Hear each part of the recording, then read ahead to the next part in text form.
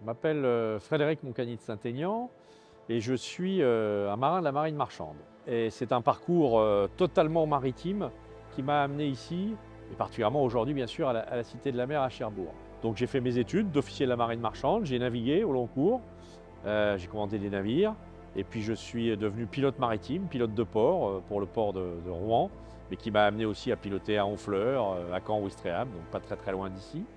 Après avoir fait mon service militaire d'ailleurs au Cross-Majaubourg, tout près d'ici. Puis ensuite, des fonctions de direction d'organisation professionnelle, comme la Fédération française des pilotes maritimes, comme la Fédération internationale des pilotes maritimes. Et puis après ce parcours, après 45 ans de parcours maritime, c'est aujourd'hui que j'accoste comme président du conseil d'administration de la Cité de la Mer de Cherbourg. La Cité de la Mer de Cherbourg, ça représente d'abord un pari fou. Un pari fou fait par mon prédécesseur que je salue et à qui vraiment je rends hommage, Bernard Covin. Faire revivre, à l'époque où les paquebots n'existaient plus, faire revivre un magnifique monument dont on peut admirer toute cette architecture et le faire revivre en l'inscrivant dans la découverte des mers, des océans et plus particulièrement bien sûr les fonds marins.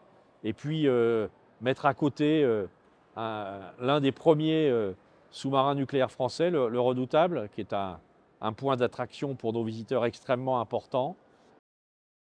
Et donc la Cité de la Mer, pour moi, voilà, ça représente cette alliance, je dirais, de la science, du commerce, du transport, de la marine, des ports, au service et pour que les Françaises et les Français aient toujours plus connaissance du patrimoine maritime qu'est le nôtre, patrimoine matériel et immatériel, et puis bien sûr avec un regard tout particulier sur le territoire du Cotentin, sur le territoire cherbourgeois, sur toute cette agglomération qui est l'une des pointes maritimes de notre continent européen. Cité de la Mer est à la pointe du Cotentin. C'est pour moi, encore une fois, et le nombre de visiteurs dont l'augmentation ne se dément pas, est un élément de montrer, bien sûr aux Cherbourgeois, aux Cherbourgeoises, mais plus largement aux Français et plus largement à l'international, de montrer toutes les capacités, toutes les innovations, toutes les découvertes que la France a pu faire dans le domaine maritime, océanique et militaire et technologique. Et donc, c'est la vitrine du Cotentin, c'est la vitrine de la mer dans le Cotentin.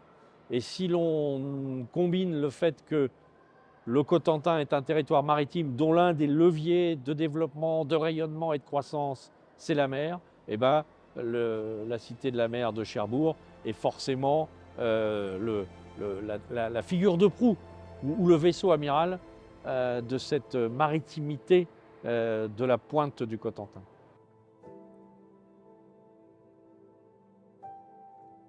Alors l'ambition de la Cité de la Mer, elle est d'abord de conforter et s'inscrire dans les pas de mon prédécesseur, Bernard Covin. Il a tout posé, toutes les bases sont ici, c'est lui qui les a posées. Maintenant, le monde tourne, le monde évolue, les attentes sociétales, les attentes des visiteurs, les innovations, les défis qui nous attendent, environnementaux, numériques, climatiques, sont là, biodiversité. Et donc, c'est de s'inscrire dans ces défis et là encore une fois, d'en être la vitrine, d'être la vitrine de ce que la France peut faire en termes de ces 4 enjeux que j'ai notés, en termes de développement économique, et d'être la vitrine pour le territoire, pour le développement économique du territoire, et d'être aussi pour le rayonnement de la France sur les mers, dans, sur et par les océans. Et je crois que nous avons un grand rôle à jouer, notamment à l'aube de cette année de l'océan que le président de la République a annoncé il y a quelques semaines. 2024 sera l'année de l'océan. La Cité de la Mer de Cherbourg sera au rendez-vous de l'année de l'océan et même sans doute l'un des acteurs principaux.